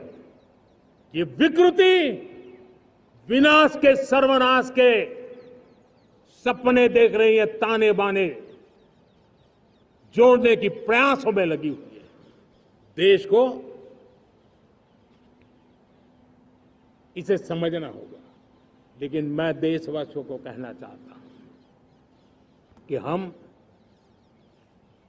हमारी नेक नीयत से, हमारी ईमानदारी से, राष्ट्र के प्रति हमारे समर्पण से हम सारी परिस्थितियों के बावजूद भी विपरीत मार्ग पर जाने वालों के लिए भी उनके भी दिल जीत करके हम देश को आगे बढ़ने के हमारे संकल्प में कभी भी पीछे नहीं हटेंगे, ये मैं विश्वास दिला चाहता हूं। साथियों, चुनौतियां हैं, अनगिनत चुनौतियां हैं। चुनौतियां भीतर भी है, चुनौतियां बाहर भी है। और जैसे जैसे हम ताकतवर बनेंगे, जैसे जैसे हमारा तवज्जो बढ़ेगा तो चुनौतियां भी बढ़ने वाली है, बाहर की चुनौतियां और बढ़ने वाली है और मुझे उसका भली भांति अंदाज है। लेकिन मैं ऐसी शक्तियों को कहना चाहता हूं, भारत का विकास किसी के लिए संकट लेकर के नहीं आता। हम विश्व में समृद्ध थे तब भी हमने कभी दुनिया को युद्ध में नहीं झोंका है। हम बुद्ध का देश है, युद्ध हमारी राह नहीं है। और इसलिए विश्व चिंतित न हो भारत के आगे बढ़ने से। मैं विश्व समुदाय को विश्वास दिलाता हूं कि आप भारत के संस्कारों को समझिए, भारत के हजारों साल के इतिहास को समझिए। आप हमें संकट मत मानिए, आप उन तरकीबों से न जुड़िए जिसके कारण पूरी मानव जात का कल्याण करने का सामर्थ्य जिस भूमि में है उस भूमि को ज्यादा मेहनत करनी पड़े। लेकिन फिर भी मैं देशवासियों को कहना चाहता हूं, चुनौतियां कितनी ही क्यों न हो, चुनौती को चुनौती देना ये हिंदुस्तान की फितरत में है। न हम डिगेंगे, न हम थकेंगे, न हम रुकेंगे, न हम झुकेंगे। हम संकल्पों की पूर्ति के लिए 140 करोड़ देशवासियों का भाग्य बदलने के लिए, भाग्य सुनिश्चित करने के लिए, राष्ट्र के सपनों को साकार करने के लिए हम कोई कोर कसर नहीं छोड़ेंगे। हर बदनीयत वालों को हम हमारी नेक नीयत से जीतेंगे, ये मैं विश्वास देता हूं।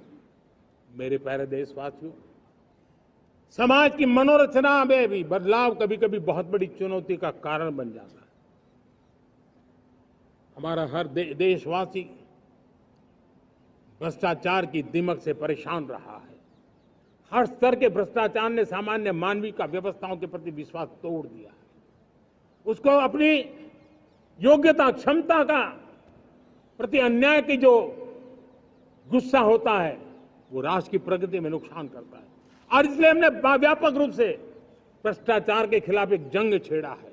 मैं जानता हूं इसकी कीमत मुझे चुकानी पड़ती है, मेरी प्रतिष्ठा को चुकानी पड़ती है, लेकिन राष्ट्र से बड़ी मेरी प्रतिष्ठा नहीं हो सकती है, राष्ट्र के सपनों से बड़ा मेरा सपना नहीं हो सकता। और इसलिए ईमानदारी के साथ भ्रष्टाचार के खिलाफ मेरी लड़ाई जारी रहेगी, तीव्र गति से जारी रहेगी और भ्रष्टाचारियों पर कार्रवाई जरूर होगी। मैं भ्रष्टाचारियों के लिए भय का वातावरण पैदा करना चाहता हूं ताकि देश के सामान्य नागरिक को लूटने की जो परंपरा बनी है उस परंपरा को मुझे रोकना है। लेकिन सबसे बड़ी नई चुनौती आई, भ्रष्टाचारियों से निपटना तो है ही, लेकिन समाज जीवन में उच्च स्तर पर एक जो परिवर्तन आया है वो सबसे बड़ी चुनौती भी है और एक समाज के लिए सबसे बड़ी चिंता भी है। क्या कोई कल्पना कर सकता है कि मेरे ही देश में इतना महान संविधान हमारे पास होने के बावजूद भी कुछ ऐसे लोग निकल रहे हैं जो भ्रष्टाचार का महिमा मंडन कर रहे हैं, खुलेआम भ्रष्टाचार का जय जयकार कर रहे हैं। समाज में इस प्रकार के बीज बोने का जो प्रयास हो रहा है, भ्रष्टाचार का जो महिमा मंडन हो रहा है, भ्रष्टाचारियों की स्वीकार्यता बढ़ाने का जो निरंतर प्रयास चल रहा है, वो स्वस्थ समाज के लिए बहुत बड़ी चुनौती बन गया है, बहुत बड़ी चिंता का विषय बन गया है।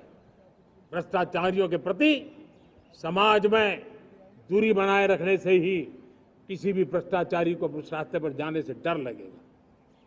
अगर उसका महिमा मंडन होगा तो जो आज भ्रष्टाचार नहीं करता है उसको भी लगता है कि तो समाज में प्रतिष्ठा का रंग बन जाता है, उस रास्ते में जाने में बुरा नहीं है। मेरे प्यारे देशवासियों, बांग्लादेश में जो कुछ भी हुआ है उसको लेकर पड़ोसी देश के नाते चिंता होना, मैं इसको समझ सकता हूं। मैं आशा करता हूं कि वहां पर हालात जल्द ही सामान्य होंगे, खास करके 140 करोड़ देशवासियों की चिंता कि वहां हिंदू, वहां के अल्पसंख्यक, उस समुदाय की सुरक्षा सुनिश्चित हो। भारत हमेशा चाहता है कि हमारे पड़ोसी देश सुख और शांति के मार्ग पर चले। शांति के प्रति हमारा कमिटमेंट है, हमारे संस्कार है। हम आने वाले दिनों में बांग्लादेश की विकास यात्रा में हमेशा हमारा शुभचिंतन ही रहेगा, क्योंकि हम मानव जाति की भलाई सोचने वाले लोग हैं। मेरे प्यारे देशवासियों, हमारे संविधान को 75 वर्ष हो रहे हैं। भारत के संविधान के 75 वर्ष की यात्रा देश को एक बनाना, देश को श्रेष्ठ बनाने में बहुत बड़ी भूमिका रही है। भारत के लोकतंत्र को मजबूती देने में हमारे देश के संविधान की बहुत बड़ी भूमिका रही। हमारे देश के दलित, पीड़ित, शोषित, वंचित को सुरक्षा देने का बहुत बड़ा काम हमारे संविधान ने किया है।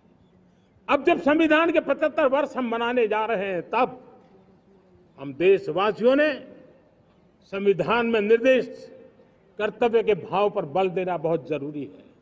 और जब मैं कर्तव्य की बात करता हूं, तब मैं सिर्फ नागरिकों पर बोझ बनाना नहीं चाहता। कर्तव्य केंद्र सरकार के भी है, कर्तव्य केंद्र सरकार के हर मुलाजिम के भी है, कर्तव्य राज्य सरकारों के भी है, राज्य सरकार के हर मुलाजिम के हैं, कर्तव्य हर स्थानीय स्वराज संस्था के हैं, चाहे पंचायत हो, नगर पालिका हो, महानगर पालिका हो, तहसील हो, जिला हो, हर किसी के कर्तव्य है। लेकिन साथ साथ 140 करोड़ देशवासियों की कर्तव्य है। अगर हम सब मिल करके अपने कर्तव्यों का निर्वाह करेंगे तो हम अपने आप औरों के अधिकारों की रक्षा करने के लिए निमित्त बनेंगे। और जब कर्तव्य का पालन होता है तब अधिकारों की रक्षा निहित होती है, उसके लिए कोई अलग से प्रयास करने की जरूरत नहीं पड़ जाती है। मैं चाहता हूं कि हमारे इस भाव को लेकर के हम चलेंगे, हमारा लोकतंत्र भी मजबूत होगा, हमारा सामर्थ्य और बढ़ेगा और हम एक नई शक्ति के साथ आगे बढ़ेंगे। मेरे प्यारे देशवासियों, हमारे देश में सुप्रीम कोर्ट ने बार बार यूनिफॉर्म सिविल कोड को लेकर जो चर्चा की है, अनेक बार आदेश दिए हैं, क्योंकि देश का एक बहुत बड़ा वर्ग मानता है और उसमें सच्चाई भी है कि जिस सिविल कोड को हम लेकर के जी रहे हैं वो सिविल कोड सचमुच में तो एक प्रकार का कम्युनल सिविल कोड है, भेदभाव करने वाला सिविल कोड है। ऐसे सिविल कोड से जब संविधान के 75 वर्ष मना रहे हैं और संविधान की भावना भी जो हमें कहती है करने के लिए, देश की सुप्रीम कोर्ट भी हमें कहती है करने के लिए, और तब जो संविधान निर्माताओं का सपना था उस सपने को पूरा करना हम सबका दायित्व है। और मैं मानता हूं इस गंभीर विषय पर देश में चर्चा हो, व्यापक चर्चा हो, हर कोई अपने विचारों को लेकर के आए और उन कानूनों को